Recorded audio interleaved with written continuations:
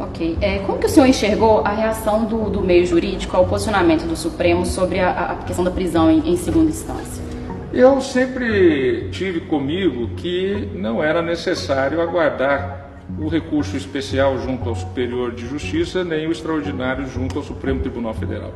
Aliás, há 2 anos atrás eu levei esse tema ao plenário do Supremo Tribunal Federal, num caso relativo a Luiz Estevam, que foi condenado e estava já com mais de 26 recursos só no âmbito do Superior Tribunal de Justiça.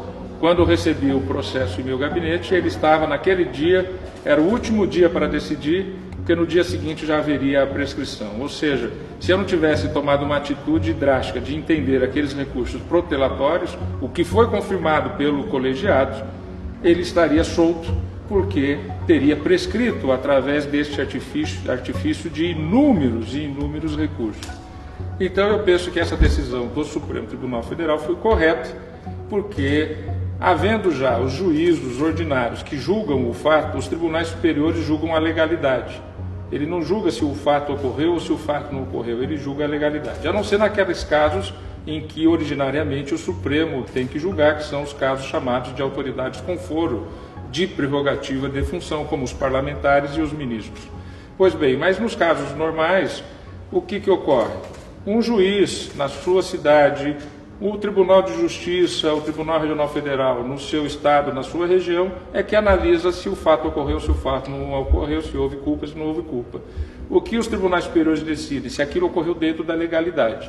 E 98% dos casos, 99% dos casos, aquilo ocorreu dentro da legalidade.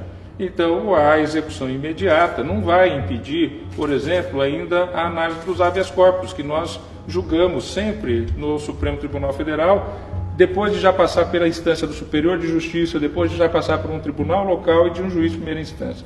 Então, nós temos hoje enormes mecanismos de proteção ao acusado, garantindo a ampla defesa. O Brasil é um dos países no mundo que mais garante ampla defesa, até porque nós passamos por 2 períodos de governos autoritários, que foi o período Getúlio Vargas do Estado Novo de 1937 a 1945 e depois o governo militar de 1964 a 1985. Com isso, a Constituição de 88 criou mecanismos enormes de proteção à defesa do cidadão. E nós temos isso e o judiciário sempre está aberto à decisão. Eu mesmo recebo em torno de 10 a 15 habeas corpus por dia em meu gabinete para análise. Se identifica-se ali uma ilegalidade, nós decretamos essa ilegalidade. Mas a verdade é que 90% dos casos, e muito mais do que isso, são casos que ocorrem dentro da normalidade.